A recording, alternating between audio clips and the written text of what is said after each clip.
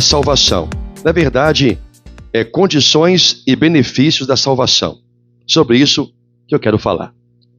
Em toda a Bíblia, em toda a palavra de Deus, nós encontramos Deus apresentando ao homem condições e, ao mesmo tempo, revelando ao homem benefícios, caso este homem venha a corresponder com as condições que Deus coloca para a sua vida. E quando nós falamos da salvação, a salvação ela engloba na vida do cristão condições que Deus nos apresenta e os benefícios dessas condições para os salvos, para aqueles que foram chamados em Cristo Jesus para remissão dos seus pecados. Então o Senhor nos apresenta esses dois termos, a condição e o benefício para aqueles que têm a condição de cumprir aquilo que Deus estabelece. Como eu disse, em toda a Bíblia nós encontramos isso. Um dos textos que eu peguei apenas para exemplificar o que eu vou dizer é Deuteronômio 28, que você marcou, versículo 2, que a palavra diz: se atentamente ouvires a voz do Senhor teu Deus, virão sobre ti e te alcançarão todas essas bênçãos. Amém? Ora, Deus coloca aí uma condição e o benefício. Qual a condição? A condição é se você atentamente ouvir a minha voz. Mas qual é, Senhor, o benefício de ouvir a tua voz? Virá sobre ti e vão te alcançar todas as minhas bênçãos. Condição e benefício. E ao longo de toda a palavra de Deus, você vai se deparar com isto, porque a salvação não contempla apenas a nossa entrada no reino de Deus, mas também de usufruir nesta vida os benefícios de termos alcançado a salvação pela graça de nosso Senhor. Não é simplesmente eu estou salvo, vou esperar eu morrer e só na glória do Senhor que eu vou usufruir de todos os seus benefícios. Isso está errado. A Bíblia apresenta os benefícios para os salvos. É sobre alguns deles que eu quero falar aqui na noite de hoje. E, ao falar de benefícios, o nosso texto áureo, o texto principal, é Mateus capítulo 5, onde apresenta o Sermão do Monte, que é uma lista de benefícios, é uma lista de condições e uma lista de benefícios para os salvos.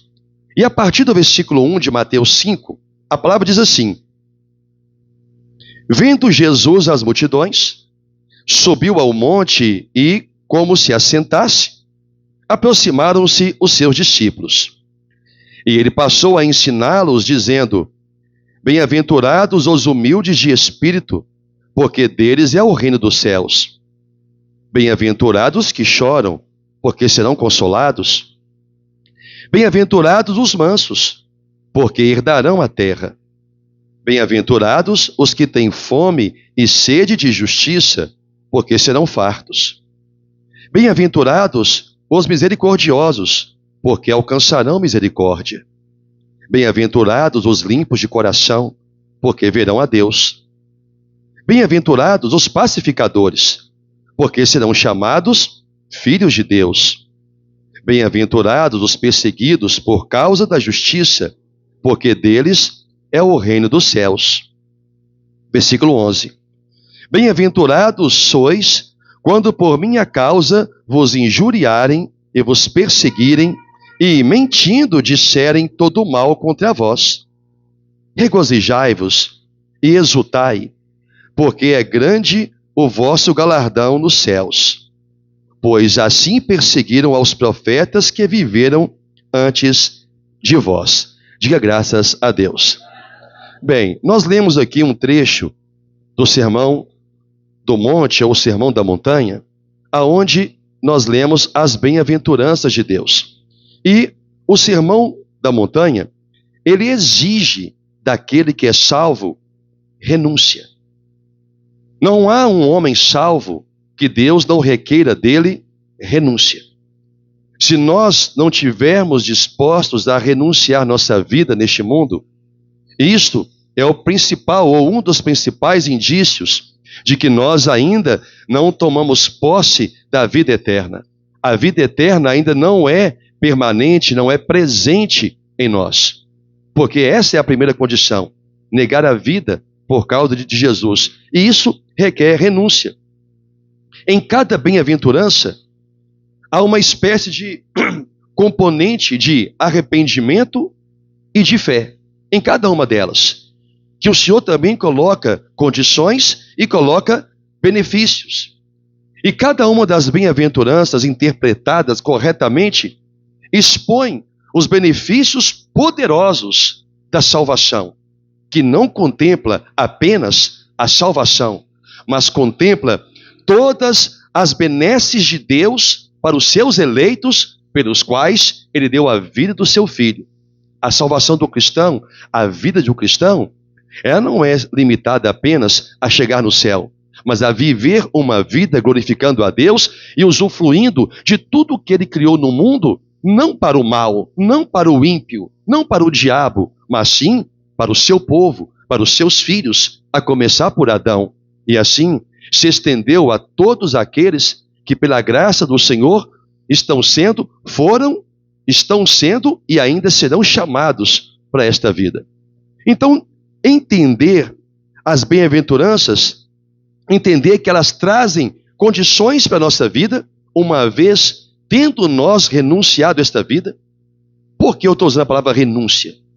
Porque o homem que não estiver disposto a renunciar, ele não vai aceitar as condições de Deus para ele.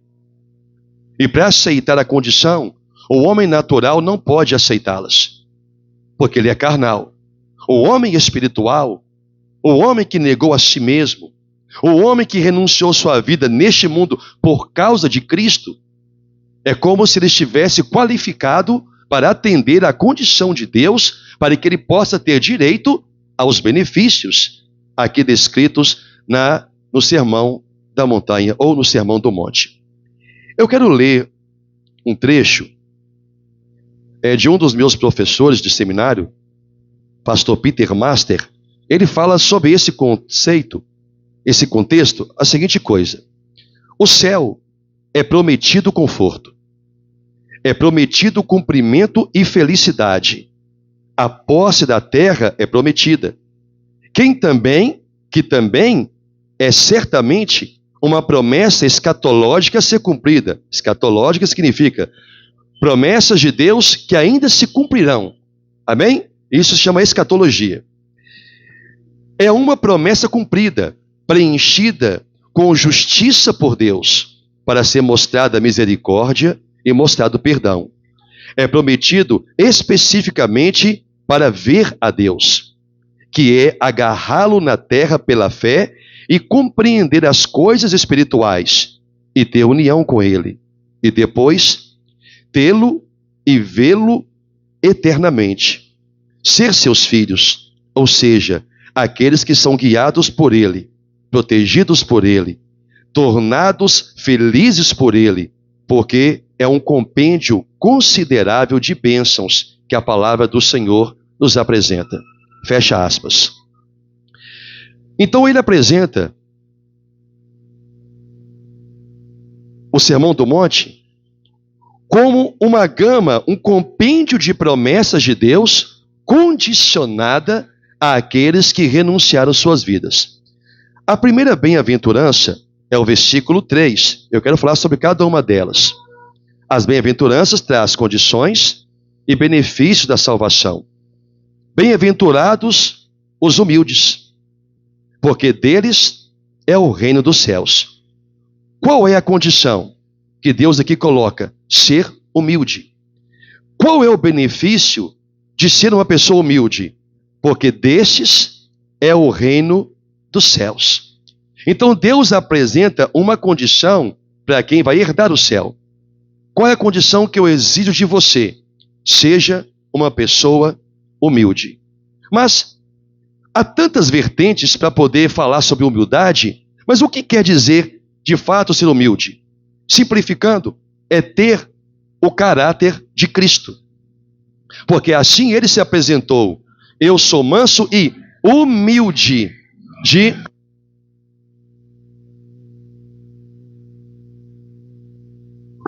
Eu sou manso e humilde de espírito. Uma pessoa humilde é uma pessoa que possui as características de Cristo na sua vida, que não possui olhos altivos, não é uma pessoa arrogante. O estado de Cristo está na sua vida. Como disse Paulo, hoje já não sou eu quem vive. Eu não vivo mais pela minha arrogância, pela minha altivez. Eu vivo agora pela humildade de Cristo, que agora reside em mim. Então a promessa de Deus, o benefício de ser humilde, é que estes, e a estes, Deus disse, pertence o seu reino. Então tudo aquilo que é oferecido a alguém só traz o interesse em duas condições.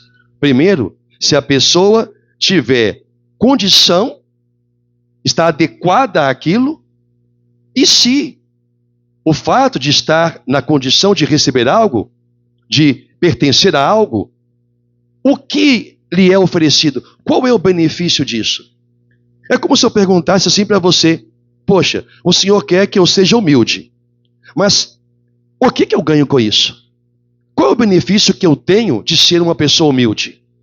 Se eu não encontrar um benefício para alguma coisa que alguém me oferece, o que esta pessoa está me oferecendo, mesmo que seja Deus, não vai me atrair, não vai chamar a minha atenção. Então, primeiro eu tenho que reconhecer o benefício de ser uma pessoa humilde. Ah, o benefício de ser humilde é que destes é o reino dos céus? Sim. Ah, então eu quero ser humilde. Não é simplesmente uma questão de querer. É ter a condição de ser humilde. Então a primeira bem-aventurança fala: a sua condição de ser humilde te dá o benefício de pertencer o reino dos céus a você. Ser humilde de espírito. Segundo, bem-aventurados os que choram, porque serão consolados. Qual é a condição aqui? Chorar pelas dificuldades da vida cristã. Aqueles que choram por suas lutas, choram diante do Senhor e não diante de pessoas, porque o seu socorro vem de Deus. Deus traz a essas pessoas o benefício. Se você chorar por causa da vida cristã, porque muitas vezes ela é pesada, ela é árdua, qual é o benefício? Você vai ser consolado por Deus, por serem separados. Nós choramos por causa da separação do mundo, nós choramos por causa da nossa luta contra o pecado, e nós choramos, na maioria das vezes, por causa do pecado. Todos aqueles que choram por causa do pecado, Deus diz, o benefício disso é que você vai ser consolado. Se você chorar, porque há daqueles que têm o prazer no pecado, não é apenas o prazer transitório, mas tem o prazer contínuo de estar vivendo neste pecado. Mas quando nós pecamos, e este pecado nos leva, quando tomamos consciência dele, às lágrimas, neste momento nós estamos sendo condicionados, temos uma condição de receber um benefício. Qual é o benefício? O consolo de Deus. Então tudo que Deus nos oferece como condição para estarmos diante dele, Deus apresenta imediatamente um benefício que teremos de atender àquilo que ele está nos propondo. Então Deus está propondo para você: chore pelos seus erros, chore quantas vezes você quiser, quando o seu fardo estiver pesado, quando a sua cruz estiver pesada, chore, principalmente quando você errar, lamente-se, com pranto, com choro, com lágrimas, chore ao buscar a minha presença, chore em desejar o meu espírito, chore em querer ser um verdadeiro cristão, porque em cada lágrima que você derramar junto com a sua oração, há um benefício para isto. O benefício é o consolo que vem de Deus. O consolo não é para todos, o consolo é para quem chora, porque quem não chora não precisa ser consolado por Deus. Então, bem-aventurados, felizes, ou mais do que felizes, são aqueles que choram, mas prosseguem seguindo o caminho de Deus. A bem-aventurança diz: você será consolado. Amém? Terceiro, Terceiro, bem-aventurados os mansos, porque herdarão a terra. Qual é a condição? Ser manso. Qual é o benefício prometido? Vocês herdarão a terra. Então, ser manso traz um benefício. Qual é o valor que tem em ser manso? Porque muitas vezes o homem, ele gosta de ir à forra, ele gosta de buscar sua própria justiça, ele gosta de responder e corresponder à afronta de igual modo, com a mesma propriedade que ele foi afrontado. Então o Senhor, ao tratar aquele que foi salvo, porque renunciou sua vida por Cristo, o Senhor diz: olha, você vai ser bem-aventurado, muito feliz, se você for um homem, uma mulher, uma pessoa mansa. Por quê? Porque você vai herdar a minha terra. Eu te prometo isto. Mas o que é ser uma pessoa mansa? Mansidão, dentre outras coisas, é um fruto do Espírito Santo, nos transformando ao caráter de Deus. Mansidão é isto. É você ser uma pessoa capaz de lidar com os problemas da vida sem chegar às vias de fato de uma agressão verbal ou até mesmo física. O Senhor Jesus era um homem manso, de palavra mansa, de atitudes mansas.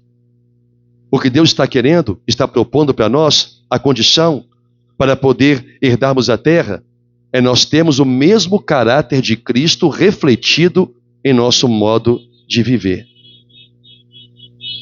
Mas nós sabemos muito bem o que é não gostar de nos calarmos diante de uma afronta, diante de uma frustração ou uma insatisfação. Quantas vezes vamos e debatemos e queremos colocar nossa justiça, porque nós não estamos manifestando um fruto de mansidão. O que Deus está falando no Sermão do Monte é que a condição de você ser manso trará para você um benefício. Será que vale a terra eu ser um homem manso? Será que eu possuir a terra é o suficiente para que eu queira, dia após dia, buscar em mim um espírito manso? Um espírito capaz de ouvir uma contrariedade e mesmo assim permanecer inabalável?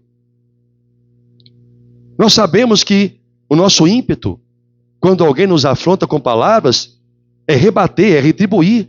É como se estivéssemos sendo agredidos, espancados. É como se tivessem tirando de nós um direito que temos.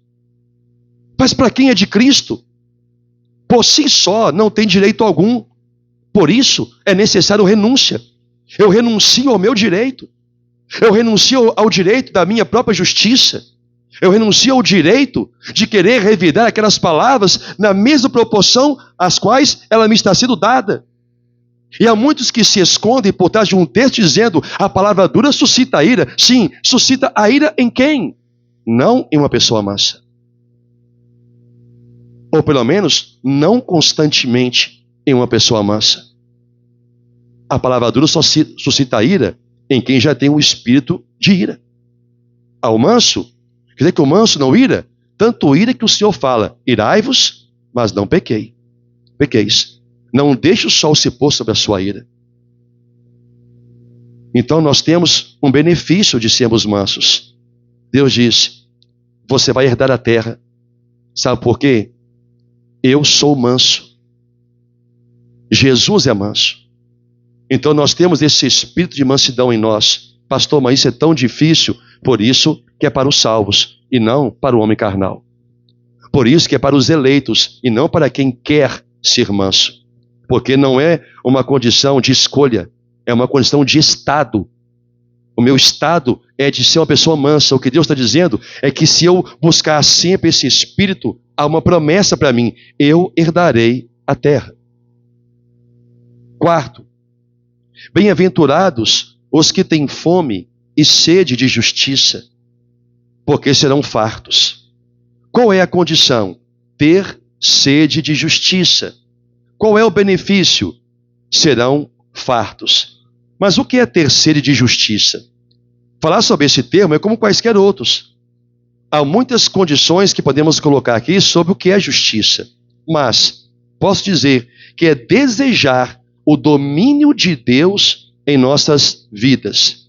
Como está escrito, que se faça a sua vontade, que se faça a sua justiça e não a minha. A palavra nada mais é do que dizer isso. Senhor, eu tenho uma justiça própria que vem de mim. Eu tenho um modo próprio de agir, de fazer as coisas, mas eu quero que a sua vontade se estabeleça em mim.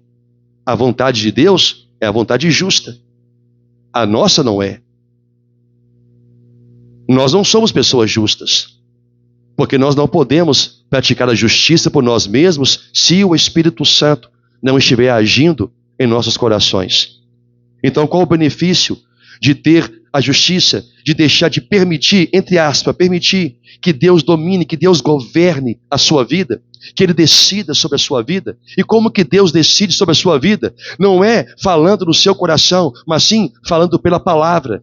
E você vê a palavra, e você lê a palavra, e você compreende a palavra, e quando você lê, Deus tira a nuvem sombria perante a sua mente, de dentro da sua mente, tira as escamas dos seus olhos, e você lê a palavra e você a compreende. Naquele momento, Deus está governando você, está dizendo para você o caminho que você deve seguir, dizendo para você as escolhas que você deve ter, o que você tem que deixar para trás, do que você tem que se arrepender.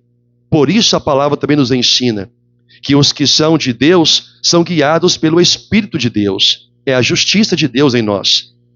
Cada vez que você dizer para Deus, que você falar para Deus, Senhor, faça a sua vontade na minha vida. Se isso for verdade, você está pedindo a Deus justiça, porque você tem sede dela. Interessante é que ele traz aqui a palavra: eu tenho fome e eu tenho sede. É um desejo ardente que o cristão tem de que Deus tome todas as decisões de sua vida. É um desejo ardente, é uma fome, é uma necessidade. O homem natural, o homem que ainda não nasceu para Deus, que não se converteu, ele não tem necessidade e não tem interesse nem vontade de que Deus fale com ele o que ele tem que fazer. Por quê? Ele aprendeu a vida inteira que Ele é o dono dos seus passos, que é Ele que escolhe, Ele que toma as suas próprias decisões. Mas quando nós nos entregamos a Cristo, nós temos que lançar fora tudo isso. Nós temos que esvaziar de nosso próprio querer, do nosso próprio eu, de achar que o que eu vou fazer que está certo, é dessa forma que eu entendi, é dessa forma que eu aprendi. Existe algo que eu quero implementar também nessa fala de ter sede de justiça, que é muito simples e ao mesmo tempo muito sério. Uma pessoa pertence a uma igreja, como você pertence a esta congregação, como quaisquer um em outras congregações. A sede da sua justiça vem pelas revelações de Deus que Ele concede ali na congregação, no ensino da palavra. Mas você não pode servir a dois senhores. Deus não pode governar a sua vida através do seu pastor e você se deixar governar através da vida de pregadores da internet, ainda que sejam pastores. Por quê? Você vai ter dois senhores sobre a sua vida. Um te ensinará de um jeito, o outro te ensinará do outro. Aquele a quem você ouvir, este é o seu pastor. E nem sempre, na vida de um membro de uma igreja, o pastor que está ali é o pastor daquela ovelha, ou daquela alma que está ali. Por quê? O ensino aprendido não é praticado porque há uma descrença. A pessoa aprendeu diferente na internet. Então a internet é a igreja dessa pessoa. Então ela não tem sede da justiça de Deus. Ela tem sede do conhecimento que ela adquiriu fora e que ela concordou com ele. Um princípio elementar para alguém pertencer a um ministério é essa pessoa acreditar na obra de Deus deste ministério. Pode até ser uma obra errada, mas o princípio de fé, ela crê que é a obra de Deus. Se isso coloca dúvida no seu coração sobre o ensino da igreja e o ensino que você aprende fora dela, então você ainda não é membro do corpo de Cristo, ao menos não naquela congregação. Você é uma ovelha, se for uma ovelha, é uma ovelha sem pastor. Porque você não tem sede da justiça de Deus. Então, ter sede de justiça, o Senhor diz, você será uma pessoa farta na sua vida. Farta de quê? Aí nós podemos aqui falar qualquer coisa que quisermos, porque fartura é de tudo. Pode ser farta de alegria, de felicidade, de bênçãos, de prosperidade, de saúde, de bênção no lar, de prosperidade financeira, material, espiritual. Porque a fartura aqui não foi definida qual fartura. Então, abrange quaisquer coisas que venham do Senhor e que é bênção, que é uma bem-aventurança para aqueles que têm a condição. A condição é ter sede de justiça. Ter sede, que é quase igual ao quinto. Bem-aventurados os misericordiosos, porque alcançarão misericórdia. Qual é a condição aqui? Ser misericordioso. Qual é o benefício de eu ser uma pessoa misericordiosa? Quando eu precisar, eu alcançarei misericórdia. Mas o que é ser misericordioso? É ter o desejo de aliviar o sofrimento dos outros.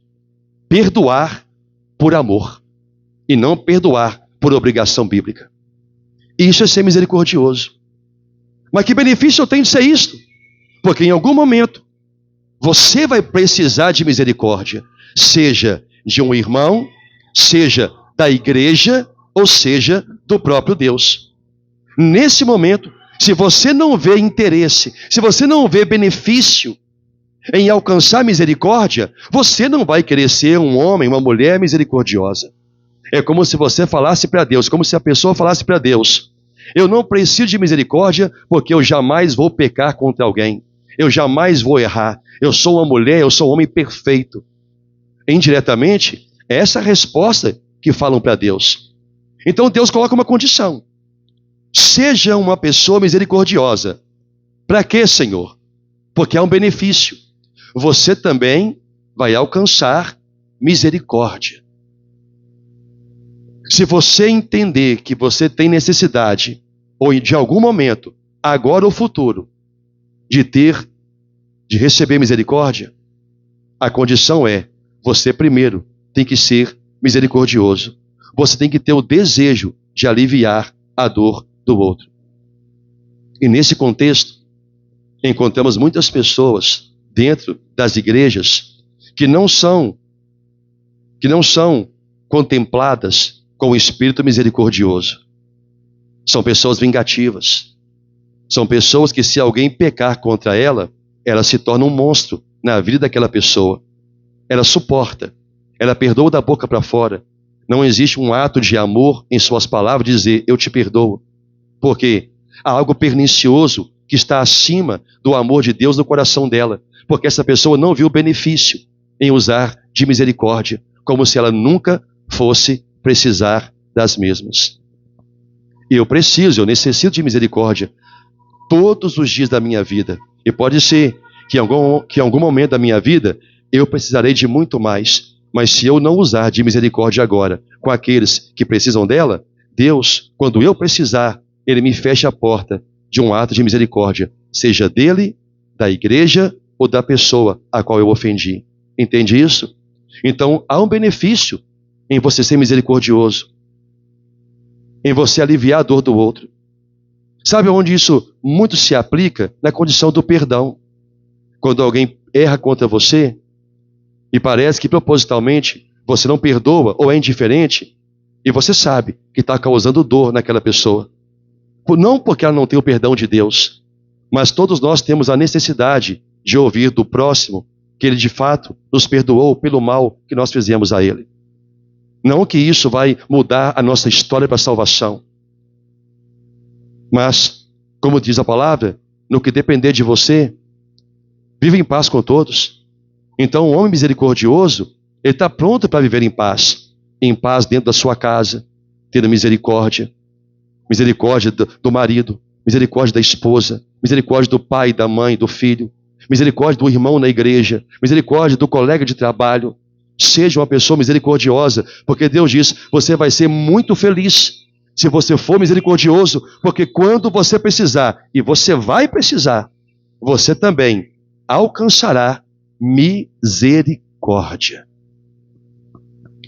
Sexto, bem-aventurados os limpos de coração, porque verão a Deus. Qual é a condição? Ser limpo de coração. Que benefício eu tenho com isto? Eu verei a Deus. Se não é ver a Deus diante do seu tribunal de justiça, é ver Deus contemplando na sua glória, porque as promessas, as condições e benefícios é da salvação. É da salvação. Então Deus diz: bem-aventurados os limpos de coração, porque você verá a Deus. Se você for um homem, uma mulher, um cristão, uma pessoa de coração limpo, o benefício disso é que você me verá, o Senhor dizendo. Você vai me ver. Mas o que é ser limpo de coração? São aqueles que podem ver aquilo para o que foram feitos. E para o que nós fomos feitos? Para refletirmos a glória de Deus. Um homem limpo de coração não é um homem que não pensa o que é errado ou que não sente o que é errado. Mas é um homem cujo seu coração é entender o seu propósito. Se o meu propósito é glorificar a Deus, ainda que um sentimento maligno ou ruim entre no meu coração, eu logo procuro o Senhor para poder limpá-lo, para poder tirar. Porque eu sou um homem limpo de coração. É uma pessoa limpa de coração. Ela não permite que um sentimento maligno perdure no seu coração. É como a ira. Não deixe o sol se pôr sobre a sua ira. A ira é um sentimento. Para o homem, é um sentimento pernicioso. A ira de Deus não é, porque Deus não é carnal. A ira de Deus só o leva a pronunciar palavras contra aqueles que provocaram a ira. Mas a ira do homem leva a fazer o mal. Um homem irado não é um homem de coração limpo. Porque quando ele quer se vingar, a própria palavra vingança. Ele retira de Deus, que a ele pertence a vingança, e aplica a sua própria. Porque ele não entendeu a sua condição. A sua condição é glorificar a Deus através da sua vida. Refletir Jesus Cristo. Isto é também, dentre outras coisas, ser um homem de coração limpo. Eu tenho interesse em ser uma pessoa de coração puro? Se eu não entender o benefício, nenhum.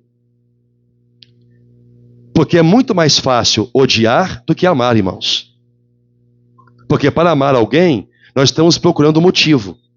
Para odiar, qualquer motivo é suficiente. Qualquer motivo é suficiente para odiar um irmão, para odiar o próximo. Mas amar é mais difícil. O Senhor disse: ame os seus inimigos. Amar é mais difícil. Mas odiar é muito fácil. Fechar o coração para alguém é muito fácil. Você pode ter essa experiência na sua vida, talvez lá na sua casa. Seu cônjuge, seu filho, sua esposa, né, o seu marido, fez ou falou alguma coisa que você não gostou. Qual é o sentimento ruim que entrou no seu coração? Indiferença.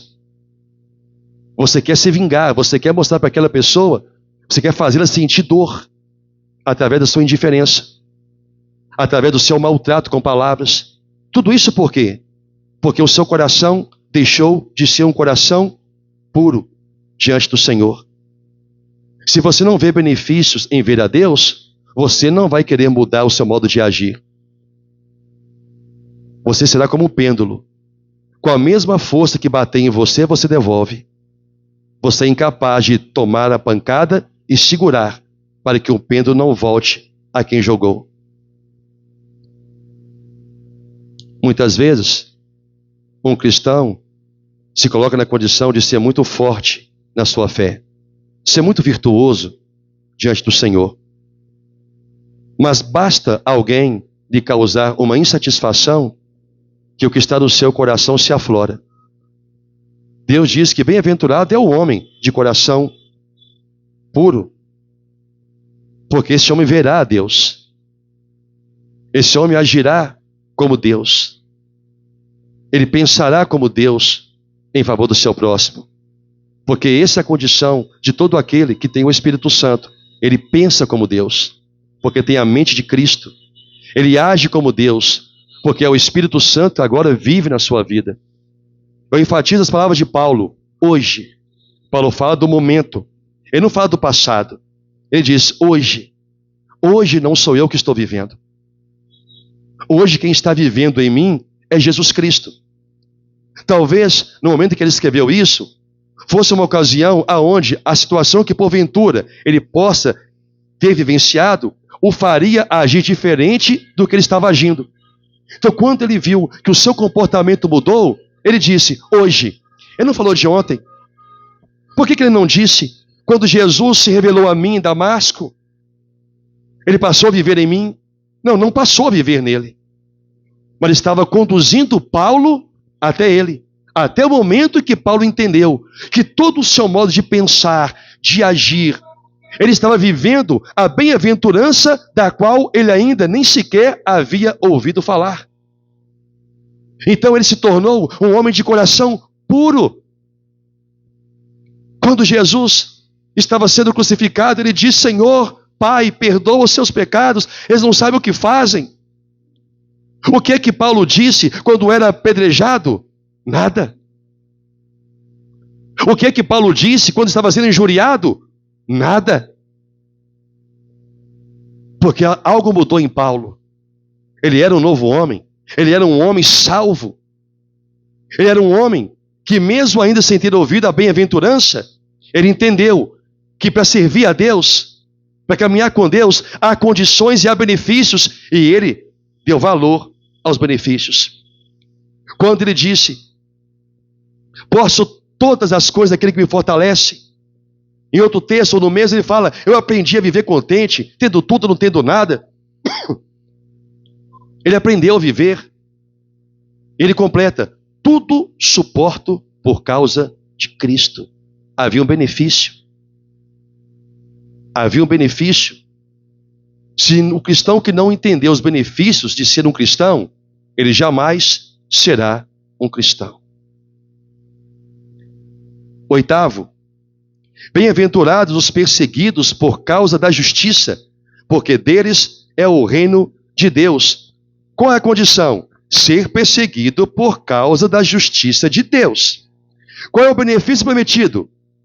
Da mesma forma, para quem é humilde, porque deles é o reino de Deus. Mas o que é ser perseguido por causa da justiça? Perseguido por um viver digno de Deus em meio a uma sociedade corrompida. Ser perseguido por causa da justiça. Ser perseguido na escola. Ser perseguido na casa, na família, por aqueles que não conhecem a Deus ou não têm fé no Senhor.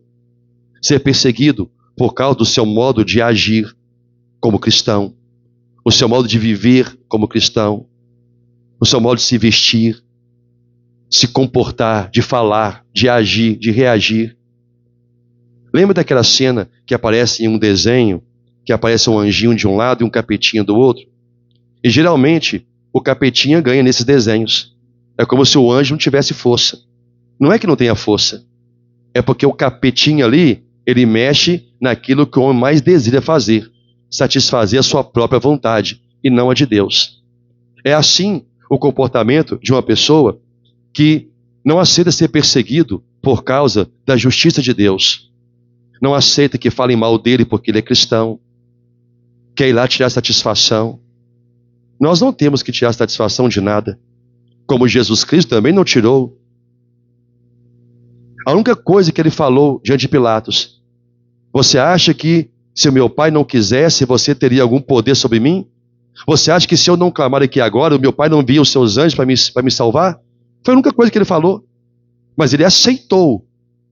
Ele aceitou ser perseguido por causa da justiça de Deus. Aceitou ser mal falado, ser chamado de ladrão, ser chamado de endemoniado. Tudo por causa da justiça de Deus. Hoje encontramos quase que uma igreja repleta no mundo que não aceita nada que não seja bom para si. Não aceita as marcas de Cristo. Irmãos, nenhum de nós teremos as marcas que Paulo teve. Nenhum de nós seremos chicoteados. Nenhum de nós seremos apedrejados. Nenhum de nós seremos espancados. Nenhum de nós vai ser tido como morto de tanto apanhar. É mínima a condição disso acontecer. Então, quais são as marcas de Cristo que nós trazemos em nós? Não são as marcas das perseguições que sofremos por causa da justiça que nós queremos de Deus em nós? Se a justiça é, venha a nós o seu reino, governe a minha vida, então muitas de nossas escolhas vai trazer insatisfação para aqueles que não conhecem a Deus. Mas se eu não estiver disposto a ter aquela marca, se eu não entender que há um benefício, que benefício? Desses é o reino de Deus, e eu quero que o reino de Deus seja meu. Ele disse, deles é o reino, é propriedade. Eu quero que o reino de Deus seja meu. Então, se esse benefício me atrai, Senhor, o que eu tenho que fazer para ter este benefício de ter o reino do Senhor para mim? Aceite ser perseguido por causa da minha justiça. Você vai ser um homem bem-aventurado. Entende isso? E por último, o 9. Bem-aventurados sois, quando por minha causa vos injuriarem e vos perseguirem, e mentindo disserem todo mal contra vós. Regozijai-vos, Samuel, e exultai, porque é grande o vosso galardão nos céus. Qual é a condição que Deus está colocando aqui? Eu vou trocar. Qual é o benefício? Grande é o seu galardão no céu. Qual é a condição? Ser injuriado, ser perseguido e aceitar ser amaldiçoado pelos ímpios. Suportar todas as provas por causa do nome de Jesus. Suportar o abandono, suportar a rejeição, suportar a indiferença das pessoas, dentro ou fora da igreja, dentro ou fora da sua casa. Aceitar, suportar as perseguições do meio que você vive, na igreja, sim, na igreja, na família, no trabalho, na escola. Aceitar ser uma pessoa diferente. Por que ser uma pessoa diferente? Porque você foi separado por Deus. Você foi escolhido por Deus para poder testemunhá-lo até a morte. Então, se você não entender que há um benefício de você ser perseguido, injuriado, das pessoas ficarem te maldizendo por causa da sua fé, Deus diz, você tem que se alegrar por isto. Se alegre quando alguém falar, todo mal contra você, todo mal com a sua vida e com a sua família. E a propósito, há crentes que parecem não ter o Espírito Santo, que têm mais medo do diabo do que viver a fé em Deus. É o diabo me armou uma armadilha, o diabo queria me envergonhar, o diabo me colocou nessa condição, porque o diabo pode tocar no seu corpo, o diabo pode tocar na sua mente, o diabo pode influenciar a sua ação. Isso é falta de conhecimento de Deus. Isso é falta de conhecer o poder de Deus. Então há muito crente que mais glorifica Satanás do que a Deus. E nem percebem isso. Porque não entenderam o valor de serem perseguidos por causa da justiça de Deus. Quando alguma coisa acontece, é o diabo que queria me envergonhar. Por que não é Deus? Por que não pode ser Deus querendo te envergonhar? Por que você acha que é o diabo? Porque Deus não pode punir você por uma decisão errada que você tomou? Deus não pode enviar o mal sobre a sua vida? Não só pode, como faz. Agora, não reconhecê-lo é como se a pessoa não tivesse feito nada para merecer. Nada para merecer. Muitas vezes o Senhor pode trazer uma condição pesada para você, para te mostrar o seu erro. O problema é quando a pessoa não consegue enxergar. Ela só consegue enxergar o diabo. É o diabo, é o diabo, é o diabo, é o diabo. Ela não consegue enxergar Deus mostrando para ela que você só está passando por isso aí, ou está na condição de passar por isso aí, porque a sua decisão, a sua escolha foi errada. E você sabia qual era a escolha certa. Mas para não reconhecer que é Deus, é o diabo. O diabo recebe toda a glória da disciplina que Deus está aplicando àquele cristão, àquela cristã. Interessante isso.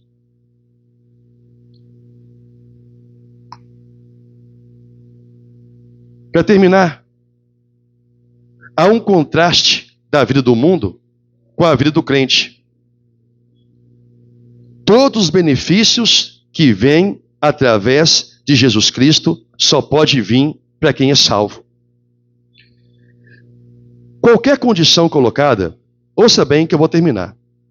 Qualquer condição colocada ao homem sem ter benefício é uma grande vergonha.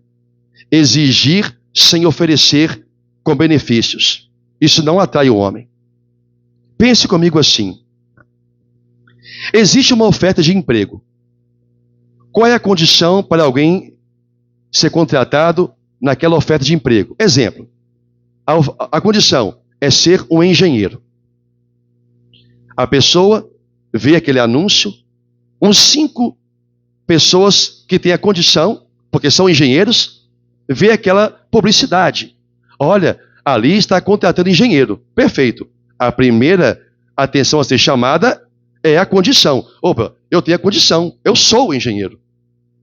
Quando essa pessoa chega mais perto do anúncio, ela quer saber o quê? Qual o benefício eu vou ter em aceitar ser um engenheiro na sua empresa? Ela procura os benefícios. Quanto é o salário? Plano de carreira? Prêmios? O que eu vou ter mais? Se não tiver benefício, ainda que a pessoa tenha condição, ela não vai querer. A mesma coisa em relação à vida cristã. Por isso que o Senhor, ao tratar com homens, que somos nós, Ele oferece um benefício apresentando uma condição. Não adianta eu querer o cargo de engenheiro se não tiver a condição de ser. Não adianta eu querer ser um homem com sede de justiça, manso, misericordioso, de coração limpo, um pacificador. Até pulei esse. Um pacificador, vou voltar nele. Um pacificador. Não adianta eu querer ser um homem perseguido por causa da justiça, humilde, ou que chora, se eu não tiver a condição de sê-lo. E qual é a condição? Ser um eleito de Deus. Esta é a condição. É como o anúncio. Olha, ali está contratando engenheiro. Eu quero, mas eu não sou. Olha, Deus está dizendo que se eu for manso, eu vou herdar a terra, mas eu não sou. Deus está dizendo que se eu for um homem perseguido por causa da justiça dele, eu vou herdar o reino dos céus, mas eu não sou. Eu não tenho a condição.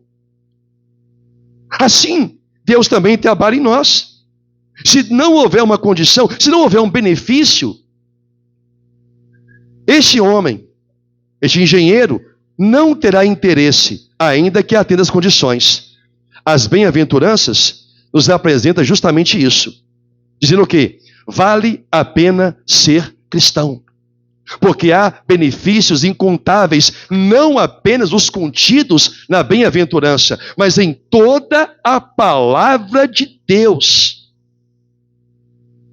E ao vencedor, dar-te-ei que coma da árvore da vida. A condição, ser vencedor, o benefício, você vai comer da árvore da vida. Tudo, Deus apresenta a condição e Deus apresenta o benefício. A pergunta aqui é, os benefícios que Deus oferece são suficientes para você? Se a palavra for sim, pastor, é. A outra pergunta, você tem que ter a condição de viver estas coisas. E isto é só pelo Espírito de Deus. Só pelo Espírito de Deus. Todos aqueles que são salvos têm que ter um sentimento de gratidão a Deus, de viver uma vida simples, de viver uma vida santa, uma vida justa, uma vida piedosa, uma vida extremamente recompensadora. Porque porque são benefícios pertencentes à salvação, a quem é salvo. Não é apenas ser salvo, há benefícios de Deus para a igreja que foi salva. Este chamado vale o céu após a morte. Esse chamado de Deus para esta vida, essa condição de Deus para esta vida, vale o céu após a morte. Talvez você ainda não viu os benefícios de ser um cristão. Talvez você não viu os benefícios de ter na sua vida todas as condições que Deus coloca na bem-aventurança, que foi o próprio Senhor Jesus quem as disse.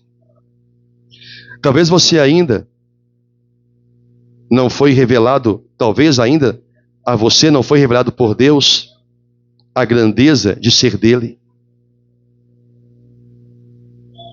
Mas se os seus olhos se abrirem agora e você compreender os benefícios de ser um cristão, de ser uma testemunha de Jesus, de ser um homem diferente, um jovem diferente, uma criança diferente, um marido diferente, uma esposa diferente, um pai diferente, uma mãe diferente, um filho diferente. Se você encontrar os benefícios de ser um cristão que contempla estas coisas e tantas outras, então você, a partir de hoje, vai buscar no Senhor uma vida verdadeiramente convertida. E não simplesmente um ouvinte da palavra, mas que jamais pôde experimentar das bem-aventuranças de Deus, jamais pôde experimentar dos benefícios de ser salvo. Irmãos, a salvação tem benefícios. Ser salvo tem benefícios. Mas nós temos que ter a condição de atendê-los para poder recebermos. E isto é por graça. Isso é por graça. Por que as pessoas acreditam em tantas doutrinas arminianas e pentecostais, principalmente neopentecostais, de campanha, de voto, sacrifício, corrente disso, corrente daquilo? Porque elas julgam que vão alcançar os benefícios que somente os salvos podem ter através do seu próprio dinheiro e sacrifício pessoal. Elas não têm fé para crer no sacrifício de Jesus por ela. É nisso que esses homens alimentam a sua ganância.